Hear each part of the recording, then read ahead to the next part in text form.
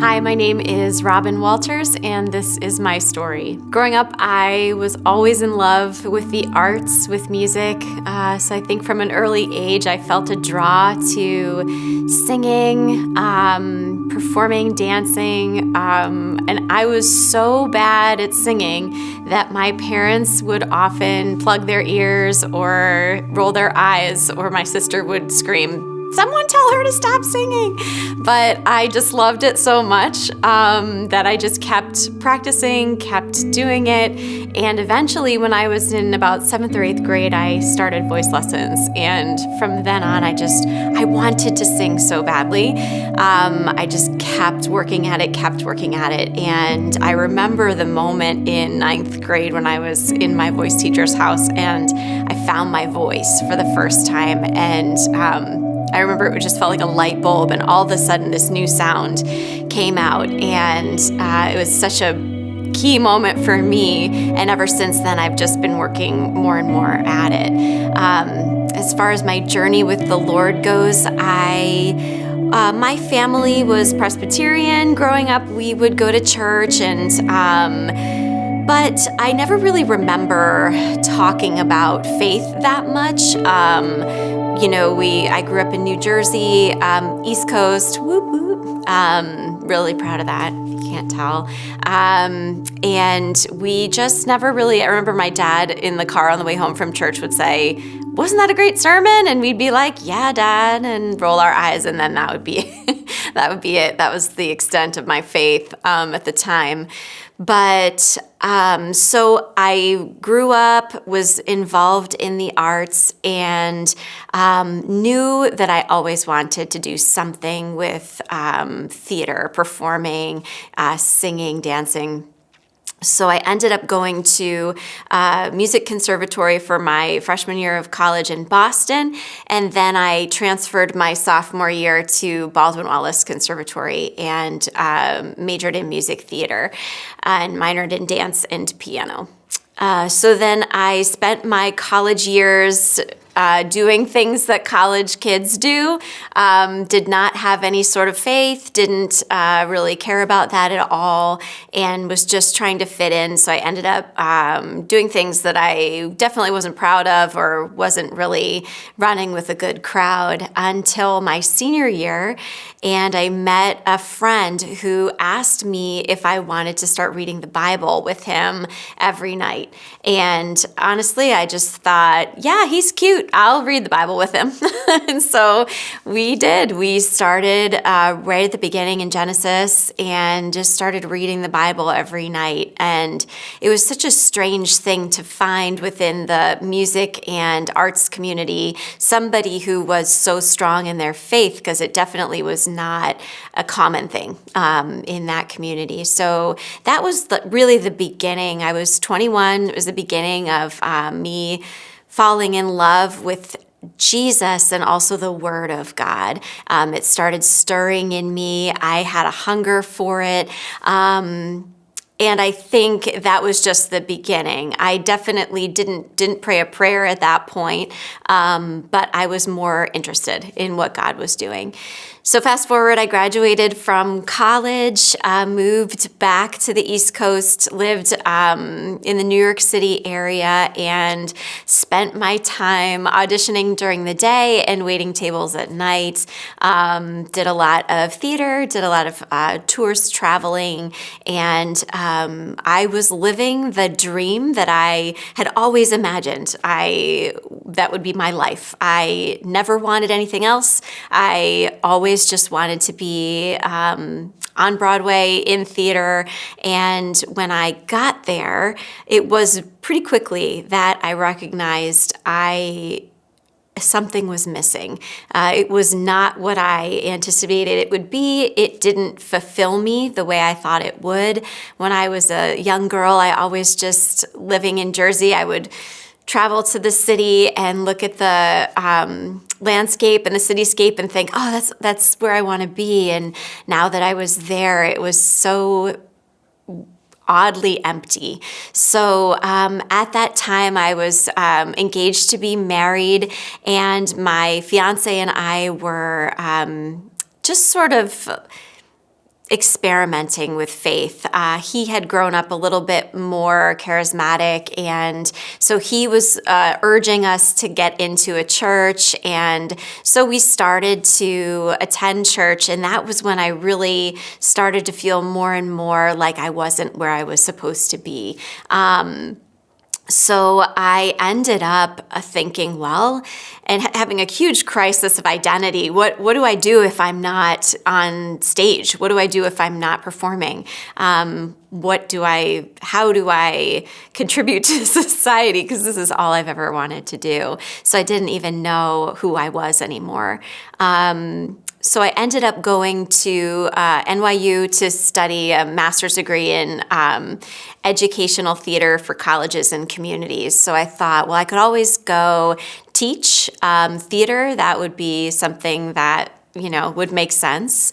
And so I finished up my master's degree. We ended up getting married and became pregnant within a couple months of getting married. So I finished out my degree at NYU, and I was very pregnant and not really any more close to the Lord, just still really confused.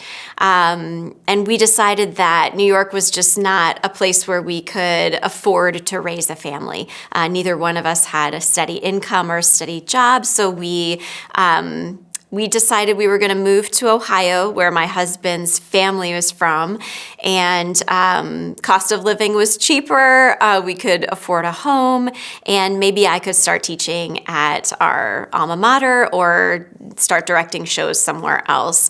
And I was so convinced that this was just a temporary situation, that we would be back in New York City in no time, no problem whatsoever. So we moved back here and got a little home. And then within about maybe a month or two after our son was born, one of our friends said, you should try that church on Pearl Road. And we didn't remember seeing any church on Pearl Road when we were in college. We weren't paying attention.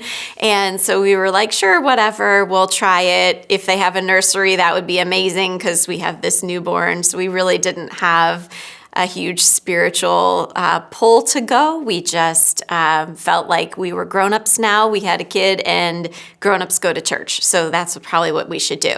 So we ended up at Grace. We walked in. It was very different from any church I had ever been in. I was like, where are the pews and where's the hymnal? I was so disoriented.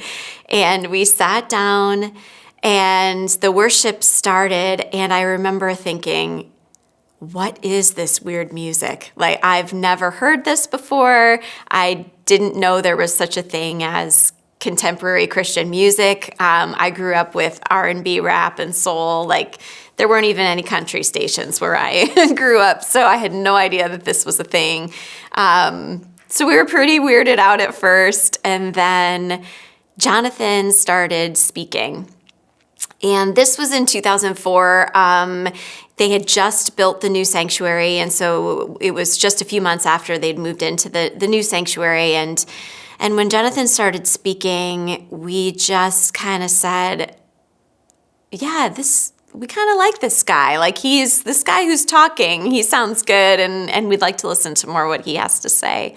And so we came back, and we kept coming back, and we joined the new members class, and we began to explore different ministries, and pretty quickly we gave our lives to the Lord officially. And from then on, it was such a crazy journey of learning how to fully surrender to what God wanted to do in both of our lives.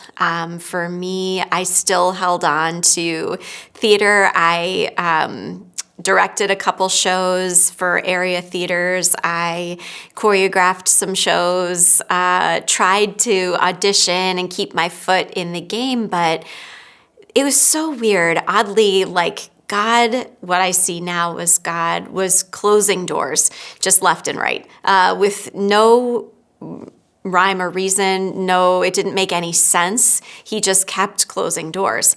I would go for a show that I thought I was perfect for or whatever, and I would get shot down right away. Or I would choreograph a show and it would go really, really well, and then I would get fired for no reason. And it was just these weird doors that were closing that didn't make any sense.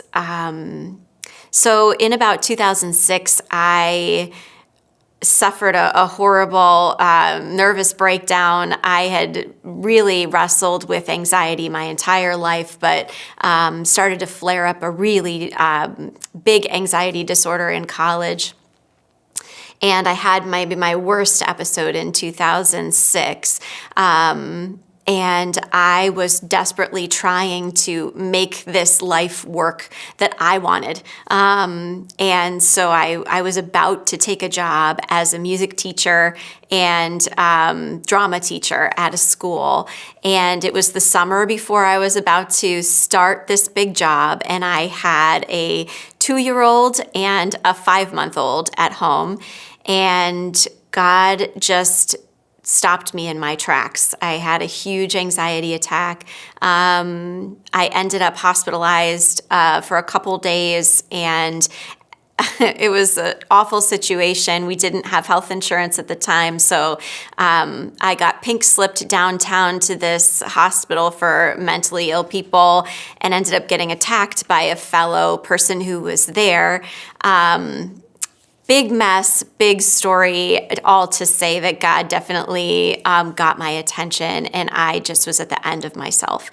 I came home battered and bruised and broken and just said, I can't do this anymore. I cannot be in charge of my life. I'm messing it all up. And so I just need to completely surrender everything to you. I just can't do it. So I ended up quitting the job before I even started. I rededicated my life to the Lord, and really feel like at that point was when I got real serious about surrender and real serious about living my life exactly the way God wanted me to. So after that, I kind of leaned into some friends at Grace and we started a small group. We really got into more classes and more serving. I finally got to serve on the worship ministry after a couple of years, and God was really breaking me in, reteaching me how to sing for Him and not to sing for people. I had a really hard time in the beginning when we first came to Grace with, I was like, well, I can sing. I can be up on I called it the stage, of course, I can be up on the stage and this is something I can do. So I might as well do it here. But God's like, this is holy ground and you are too focused on performing. And so He really broke me of that. So I started small after my big breakdown and just was on the choir, was in background vocals, and slowly started to lead a few songs here and there. And it was just this brand new experience for me, almost like I'd never been up in front before, and it turned from a stage into a platform for me. God was using it as a completely different thing. I was ushering people in to sing along with me and not have them just sit back and listen to me, which was a huge shift for me.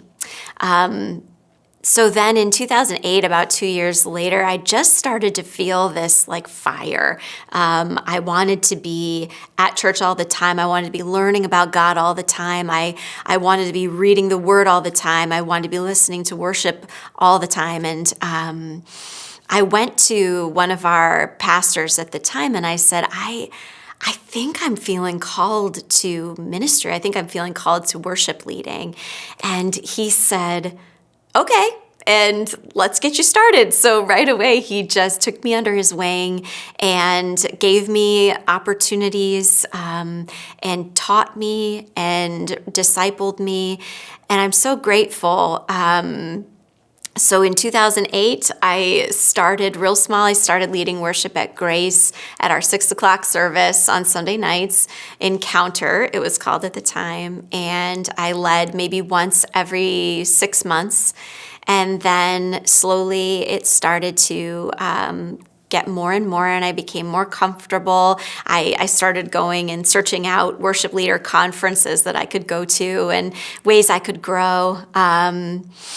And then in 2010, at the time I had 3 kids and my youngest was 1. I started the Alliance Leadership Development Program, which was called Ministerial Studies Program at the time. And so I started this pretty much like an Alliance online seminary. It was sort of a study at your own pace, work from home. It was supposed to take 3 years for you to get through this program, and then you would be able to become a licensed worker in the Alliance. And through that program, I just learned so much and was thrilled just to complete it. It actually took me 7 years to complete, but I was like taking my time with my kids. And I grew so much in that time. In 2011, I joined the staff at Grace as the worship ministry assistant and was thrilled, just so thrilled to be here, even if it was just 15 hours a week, assisting Pastor Sam with whatever he needed, but also leading worship in our night service as well. Fast forward a couple years, and I became a member of our ministry staff. I got licensed with the Christian Missionary Alliance. A couple years after that, I became consecrated. And just this year, I finished my doctoral in ministry. So it's been a crazy ride. It's been an honor to just to see from that moment of surrender in 2006 how God took my measly offering of my life and he just ran with it, and he did so many cool things that were beyond my wildest dreams. My life verse has always been, since that time, is Psalm 37, where it talks about how if you trust in him, he will give you the desires of your heart. But it's not necessarily that when you trust in him and when you surrender that he's going to give you $1 million or he's going to give you a big house or a shiny car, but he's going to change your heart to be what he desires for you. And so I truly lived that in having God change my heart and have me truly desire what he created me to do and what he wants me to be.